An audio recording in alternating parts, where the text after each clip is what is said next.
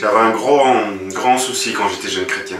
J'ai commencé à visiter plusieurs églises et je ne comprenais pas pourquoi dans certaines églises on disait en tant que chrétien il ne faut pas boire d'alcool.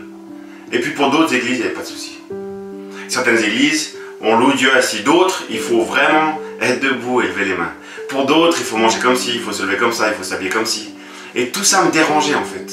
Je me disais mais Seigneur pourquoi tu as écrit cette Bible si compliquée avec plein d'histoires? Tu pourrais pas juste écrire un petit carnet, 50 pages, tu nous dis comment on s'habille, à quelle heure démarre le culte, comment on prêche le pasteur, s'il prêche 30 minutes, 1 heure, 15 minutes, et puis comme ça on est tous d'accord en fait.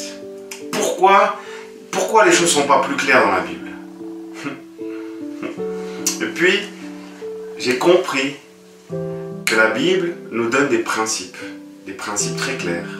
Mais ensuite, toutes les histoires bibliques nous aident en fait à trouver la nuance. La nuance parce que des fois, Dieu sait que pour certaines cultures, certaines époques, certaines personnes, il y a des nuances dans certaines choses. Et c'est quelque chose que je ne pouvais pas comprendre au début de ma vie chrétienne et que j'ai compris maintenant. Et je vais prendre par exemple un exemple qui est peut-être un peu extrême. Mais ça va m'aider à illustrer mon point pour les choses secondaires. Dans la Bible, par exemple, j'ai des amis chrétiens qui débattaient ensemble est-ce qu'un chrétien doit aller à l'armée ou pas. Et j'avais un ami, il était très, très strict. Il disait, c'est écrit, tu ne tueras pas. Point. Et il ne laissait pas de place à la discussion. Et j'ai d'autres amis, très bons chrétiens, qui étaient engagés dans l'armée. Et je me suis posé la question, Seigneur, qu'est-ce que je dois faire en tant que chrétien? Bien sûr, il y a ce commandement, tu ne tueras pas. Et bien sûr, des fois à l'armée, c'est l'armée, quoi. Comment je fais? J'ai approfondi ce que dit la Bible. Bien sûr, dans les 10 commandements, il y a un principe très clair qui est écrit, tu ne tueras pas. Mais quand vous lisez quelques chapitres plus loin, Dieu dit aussi que ceux qui font des soucis dans le peuple d'Israël, ceux qui pêchent durement, ils peuvent être mis à mort. Est-ce que c'est pas intéressant ça? Donc Dieu dit à tout le monde, tu ne tueras pas. Puis après il dit pour le cas là, ce cas précis, cette personne sera mise à mort. Ça veut dire quoi si personne n'a le droit de la tuer? Ça veut dire qu'elle va se jeter dans un volcan? En fait, il y a le concept de la police et des juges que Dieu met en place. Il dit dans la société civile, oui, tu ne tueras pas. Oui, tu ne vas pas tuer ton voisin parce qu'il met la musique tard le soir. Oui, tu ne vas pas tuer ton patron parce qu'il n'a pas donné ton augmentation. Oui, tu ne tueras pas dans la vie civile. Pourtant, on voit que Dieu met une exception avec la justice et la police. Il dit, quand quelque chose est mis en jugement, alors tu pourras mettre à mort pour tel acte. Dans le peuple d'Israël, dans ce contexte. Et c'est intéressant, on commence à voir une nuance. Quelques chapitres plus loin, on voit que d'autres peuples commencent à attaquer Israël. Que dit Dieu? Il demande au peuple d'Israël de s'armer, de combattre. Oh.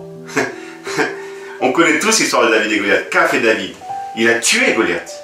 Le même Dieu qui a dit tu ne tueras pas est très heureux que David tue Goliath.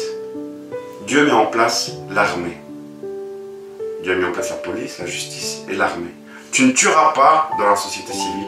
Pourtant, Israël, en tant que peuple, et ça, je sais que ça nous choque, mais en tant que peuple et nation, tu as le droit d'avoir aussi une armée pour te défendre. Et en même temps, le peuple d'Israël avait un pays à conquérir. Et Dieu a donné l'autorisation d'avoir une armée pour conquérir. Dans le contexte chrétien, qu'est-ce que ça veut dire tout ça? Est-ce que moi, en tant que chrétien aussi, je peux faire tout ça? Tout d'abord, il faut comprendre que le peuple chrétien n'est pas une nation. On n'a pas un territoire, on n'est pas une nation. On est un peuple lié, on est bien sûr lié avec nos frères africains, nos frères américains, nos frères asiatiques. On est une famille, on est un peuple, mais on n'est pas une nation. On n'a pas pour but de vivre ensemble dans un pays. On n'a pas un terroir à conquérir. Ça veut dire qu'on n'a pas notre propre police, et on n'a pas notre propre armée. Est-ce que ça veut dire qu'un chrétien n'a pas le droit d'aller dans l'armée de son pays? Bien sûr que non. Et c'est là où les nuances commencent à apparaître. Dieu nous a dit tu ne tueras pas. Et pourtant, quand on lit les histoires, quand on étudie, on comprend qu'il y a des nuances. On comprend que des fois en tant que chrétien, on va être appelé à aller à l'armée. Et c'est comme ça. Et puis il y a des cas spécifiques de gens, on connaît l'histoire, ce film, Tu ne tueras pas, excellent film, où ce chrétien était convaincu qu'il ne devait pas toucher un fusil. Et c'est extraordinaire ce que Dieu fait avec lui. Je pense que cet appel était spécifique. Les Ménonites aussi, dans l'histoire française, ont été convaincus qu'ils ne devaient pas aller à l'armée, et Dieu a béni. Et donc je pense qu'il y a des cas spécifiques et les généralités.